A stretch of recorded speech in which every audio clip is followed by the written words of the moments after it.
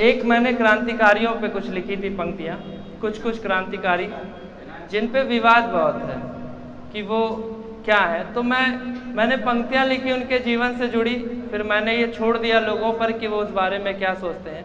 एक ऐसे क्रांतिकारी थे जिन्हें 2 बार आजीवन कारावास मिला, जिन्होंने 10 साल काला पानी की सज़ा झेली, जिस काला पानी की सज़ा में 10 साल उनको न किसी को, उनके परिवार वालों को उन्हें देखने दिया गया, न वो अपने परिवार वालों को देख पाए, जिन्होंने संविधान सभा में बताया कि तिरंगे के बीच में अशोक चक्र होना चाहिए, जिन्होंने नेताजी सुभाष चंद्र बोस को बताया कि द्वितीय विश्व युद्ध आप अंग्रेजों के साथ मत लड़िए, आप जापान और जर्मनी जाइए और ब्रिटेन के खिलाफ युद्ध लड़िए, तब हिंदुस्तान आज़ाद होगा, जिसने सबसे पहले विदेशी वस्त्रों का परित्याग किया, जिसने सबसे पहले हिंदुस्तान में अखंड भारत और पूर्ण स्वतंत्रता की बात की, जिसने सबसे पहले इस हिंदुस्तान में, हिंदुस्तान की ज़मीन पर गोरी सरकार, गोरी हुकूमत के खिलाफ जब कोई बोलने की हिम्मत नहीं करता था, तो जिस वीर ने लंदन जाकर गोरी हुकूमत के खिलाफ नारा बुलंद करने का काम किया, जब उस व्यक्ति पर, जिसने काला पानी की सज़ा में आधा प्याला पानी पीकर दिन भर कोल्हू चला जाता था और हफ्तों बैठने नहीं दिया जाता था, जब उस क्रांतिकारी के बारे में टिप्पणी होती है,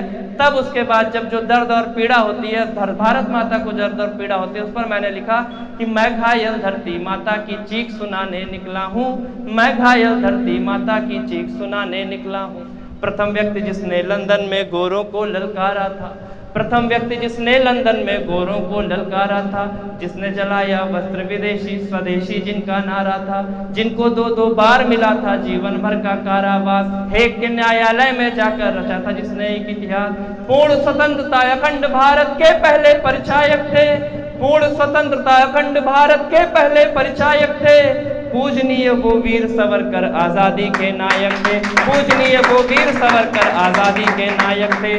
उनकी इतनी गलती थी, वो बापू के आलोचक थे, बापू के आलोचक नहीं थे, बस वो कहते थे कि अहिंसा परमो धर्मा ठीक है, लेकिन आज़ादी के लिए हमको लड़ना भी पड़ेगा। इस वजह से उनके विरोध ऐसा था कि गांधी जी की हत्या के आरोप में भी, उस समय कांग्रेस की रिज्यूम थी और गांधी जी की हत्या के आरोप में भी उन पर कार्रवाई हुई, लेकिन कोर्ट से उनको बाज़त बरी कर दिया गया। लेकिन आज भी उनके ऊपर आरोप, तब तो भाजपा नहीं थी, तब तो जनसंघ नहीं था, तब तो मीडिया नहीं थी। अगर उस समय भी कांग्रेस के रिज्यूम में वीर सावरकर को कोर्ट ने बरी कर दिया, तो आज के रिज्यूम में उनको गांधी जी का हत्यारा कहने का भी किसी को कोई अधिकार नहीं। तब मैं कहता हूँ कि उनकी इतनी गलती थी, वो बापू के आलोचक थे, इसीलिए तुम कहते हो वो अंग्रेजों के सेवक थे। गलत फहमियाँ बहुत है तुम में, अब मैं सारी तोड़ रहा हूँ, वीर कौन था इसका फैसला अब मैं तुम पर छोड़ रहा हूँ, वीर कौन था इसका फैसला अब मैं तुम पर छोड़ रहा हूँ। अंतिम एक और क्रांतिकारी थे जिनके साथ मुझे लगता है कि इतिहास के पन्नों में छल हुआ, नेताजी सुभाष चंद्र बोस। नेताजी सुभाष चंद्र बोस कांग्रेस के अध्यक्ष थे, दूसरी बार पूरी कांग्रेस कह रही थी उनको अध्यक्ष बनाया जाए। उस समय देश के एक तत्कालीन बड़े नेता थे जिन्होंने कहा कि नहीं, चुनाव होना चाहिए और जो चुनाव जीतेगा वो बनेगा।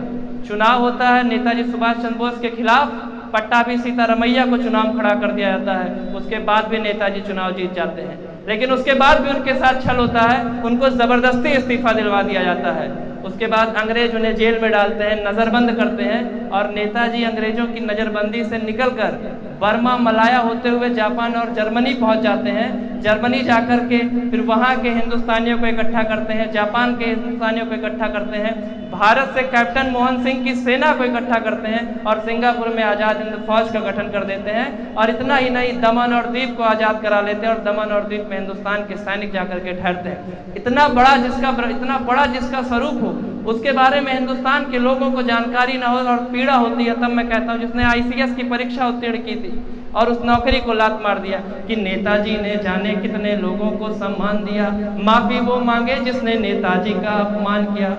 चित्तरंजन जी जैसे नेताओं को भी तुम भूल गए। चित्तरंजन दास को कितने लोग जानते हैं? हाथ उठाएं। सिर्फ एक लोग। चित्तरंजन दास जी नेताजी सुभाष चंद्र बोस के गुरु थे। उनका कैडर उस समय महात्मा गांधी जी के जितना था, उनका भी कैडर उतना ही था, इतना महात्मा गांधी बापू का कैडर था। और चित्तरंजन दास जी वो व्यक्ति थे जिन्होंने नेताजी सुभाष चंद्र बोस को मेयर का चुनाव जितवा दिया था कलकत्ता से। ऐसे व्यक्तित्व को भी आज हम अगर नहीं जानते तो कहीं ना कहीं यह हमारी और आपकी कमी है कि हमने स्वतंत्रता संग्राम सेनानी और क्रांतिकारियों को पढ़ना बंद कर दिया। हम अब सिर्फ और सिर्फ सलमान खान, आमिर खान, अक्षय कुमार, ऐसे बॉलीवुड सितारे, अमिताभ बच्चन, इन्हीं लोगों तक सिमट के रह गए। हम कभी हरिवंश राय बच्चन तक नहीं पहुंच पाए। हमने अमिताभ बच्चन को पढ़ा, हमने उन लोगों को नहीं पढ़ा, हमने अब्दुल हमीद को नहीं पढ़ा, हमने अशफाकुल्ला खान को नहीं पढ़ा। हमने सिर्फ किसको पढ़ा? हमने सिर्फ आज की बॉलीवुड हस्तियों के बारे में जानना चाहा कि इनका किससे ब्रेकअप चल रहा है, इनका किससे ब्रेकअप चल रहा है, इनकी लाइफ में कौन आया कौन गया, कितने बच्चे हैं, और इसी में उलझ के रह गए। तब मैं कहता हूँ नेताजी ने जाने कितने लोगों को सम्मान दिया। माफ़ी वो मांगे जिसने नेताजी का अपमान किया, देश की खातिर जिसने अंग्रेजों की कुर्सी ठुकरा दी, जापान जर्मनी में जाकर जय जय जय हिंदुस्तान किया, जापान जर्मनी में जाकर जय जय जय हिंदुस्तान किया।